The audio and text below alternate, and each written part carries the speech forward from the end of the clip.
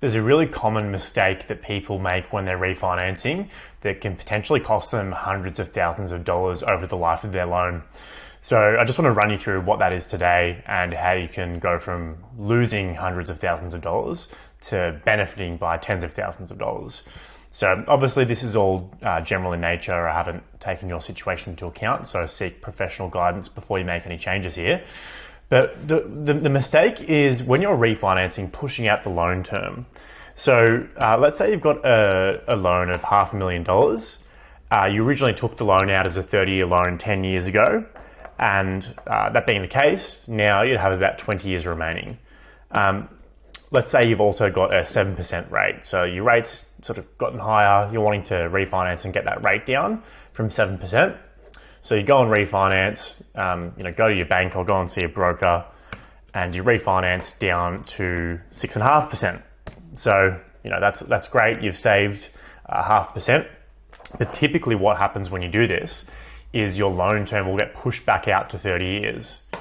Now, once you do that, even though you've reduced your rate, because you've pushed the term out to 30 years, you actually end up paying more interest.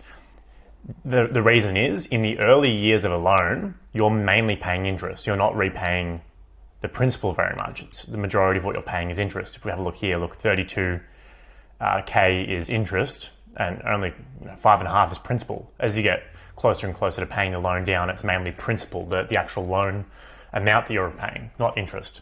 So if we have a look here at what you'd be paying once you refinance, get your 0.5% discount, your total interest over the life of the loan is $637.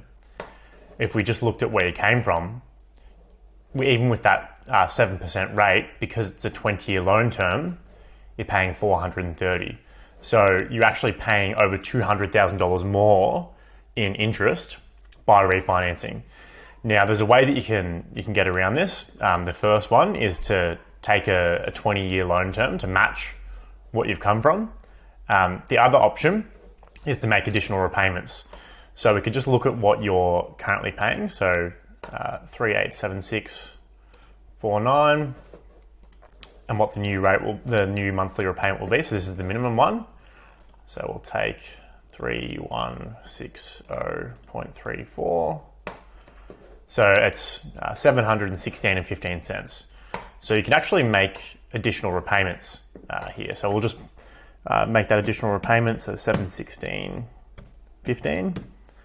So in this case, we're just paying the exact same amount that we paid before in this scenario here, but with that lower rate. So once we do that, then the total interest really does drop down. So 360K is what you'd be paying now with that reduced rate, 30-year loan term, but the additional repayments compared to 430. So big saving there, about 70K that you're saving. And as well, depending on how you structure this, you might have an offset account, for instance, so that additional monthly repayment you're making there could be sitting in an offset, things like that. Maybe it's in a redraw. It can give you some flexibility.